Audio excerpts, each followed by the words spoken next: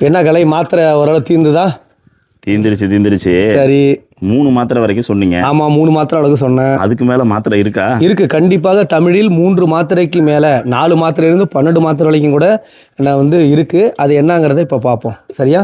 அப்ப 4 மாத்திரை இருக்கா தமிழ்ல அப்படின்னு இருந்தா அதுவும் இருக்கிறது. 4 மாத்திரை என்னது இருக்கிறது. எந்த இடத்துல 4 மாத்திரை இருக்கு?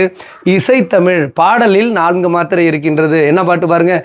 மருதமலை மாமணியே முருகையா, 4 மாத்திரை. புரியுதுங்களா? அடுத்ததாக எதில் இருக்கு? விழித்தல். விழித்தல் என்றால் அழைத்தல். யாரை அழைக்கிறது? தூரத்தில் உள்ளவரை அழைக்கிறோம். இங்கே பாருங்க, அம்மா வா, எத்தனை மாத்திரை? 4 மாத்திரைக்கு மேலே. அப்பா வா, எத்தனை மாத்திரை? 3 மாத்திரைக்கு மேலே. 4 மாத்திரை இருக்கலாம், 5 மாத்திரை இருக்கலாம், 6 மாத்திரையிலே இருக்கலாம். இந்த மாதிரி இங்கே. அடுத்தது வணிக நோக்கில் செய்யும் பொழுது அதில் எத்தனை மார்க்கு? வணிக நோக்கில் ஒரு வியாபாரம் செய்யும் பொழுது அங்கேயும் 4 மாத்திரை. உப்பு வாங்கலியோ உப்பு, உப்பு வாங்கலியோ உப்பு, மாம்பழம் வாங்கலியோ மாம்பழம். இந்த மாதிரி சொல்லும் பொழுது 3 மாத்திரைக்கு மேலே 4 மாத்திரை ஒழிக்கும். அப்புறமா எப்போ ஒழிக்கும்னா ஒப்பாரி பண்ணுற இடத்துல ஒழிக்கும். என்னை விட்டு போயிட்டியா அப்பா, எத்தனை மாத்திரை?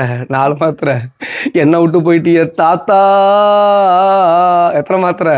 4 மாத்திரைக்கு மேலே. புரியுதுங்களா?